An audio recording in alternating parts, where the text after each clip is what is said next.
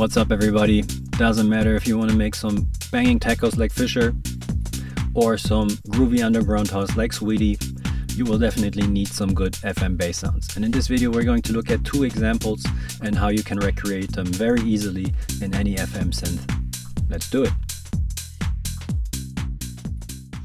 Let's jump into our first example, which is a bass line in a track by Sweely called Don't Push It Too Far. Let's have a quick listen again. Now you listen. Don't push it too far.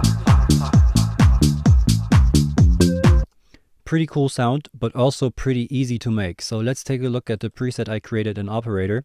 And if you don't have Operator, don't worry about it. Any FM synthesizer that you have will do, because it's a very simple setup. And in this setup, we just have a carrier, which is outputting a sine wave. And this sine wave is getting modulated by another sine wave, which we get in this case from our operator B, which is our modulator in this case. And both sine waves are playing at the same frequency, which means we have a ratio of 1:1. And then you just have to kind of adjust the level in the envelopes to get it going. So let's give this a quick listen. If I move back this envelope and also move back this envelope and just turn down the level, we will just have a sine wave. There's a little bit of processing on here. Actually playing a bit lower. So this is our sub. If we now turn up our modulation with a ratio of 1:1 and both at a sine wave, we start hearing some overtones.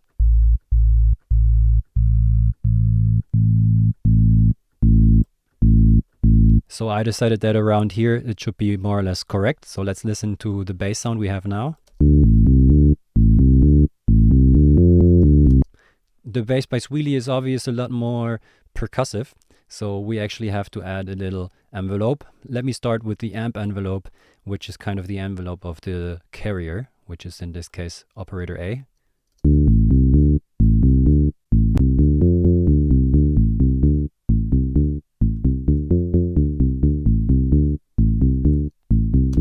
Around here sounds nice. And then we also have to add a little envelope to our modulation source. And in this case, I actually decided not only to add like a decay, but to also add a little bit of sustain in the beginning. So basically the level drops a bit later, which kind of shapes the envelope in a specific way.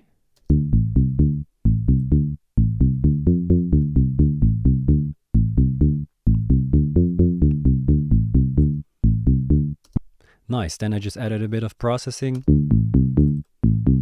There's just some different types of distortion in there.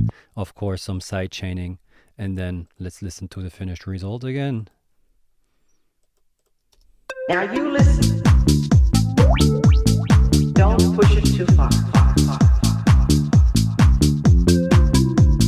But each week you'll do a little more. Pretty cool and pretty quick. Obviously, if this was a bit fast and you want to have the preset, you can just pause the video and look at the settings, or you can head over to my Instagram channel, which is called Orleans_house. I put out some quick tips over there, and I also have a link in my description, in my link tree, where you can access basically a drive, a Google Drive, where you can download this preset and also the preset which we're going to talk about now, the Fisher FM house bass. And yeah, you actually have a once-in-a-lifetime chance to be one of my first 100 followers, because I don't have that many yet, but I like to put out some only like music production related content. So if you're spending some time on Instagram anyway, why not have something in your timeline which also includes some production tips? So check the link in the description, and would love to see you there.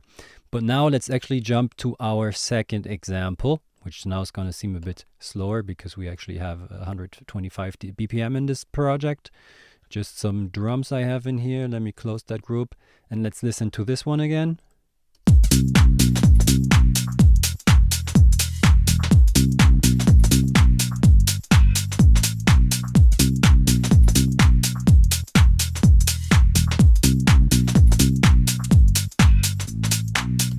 Also a very cool bass sound. And in this case, we actually move it up one more notch and do some more modulation. So the basic setup is the same as before. We have our carrier and our modulator, but in this case we have another modulator in here, which I use to add this little punch in the beginning. So in this case we have a setup where oscillator or operator A is the carrier and being modulated by operator B, and then operator B is being modulated by operator C. And the technique behind this is basically that we have, in this case, we have a decay which is not as percussive. So let me actually play this back and turn off this. So now we technically have this sound. Now if we add our modulator 1 or B, this sounds a bit different because in this case we don't have envelopes that drop down all the way. Instead, we have a little decay at the beginning, but then sustain a certain level, which basically means that our modulation source doesn't drop all the way down. So we keep high and mid frequencies for a longer amount of time.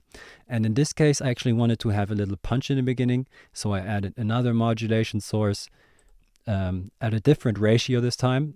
Yeah, so in this case, because this modulation source basically has a very short decay, or it's more like a little plop, it's just really modulating the beginning of our waveform in operator B.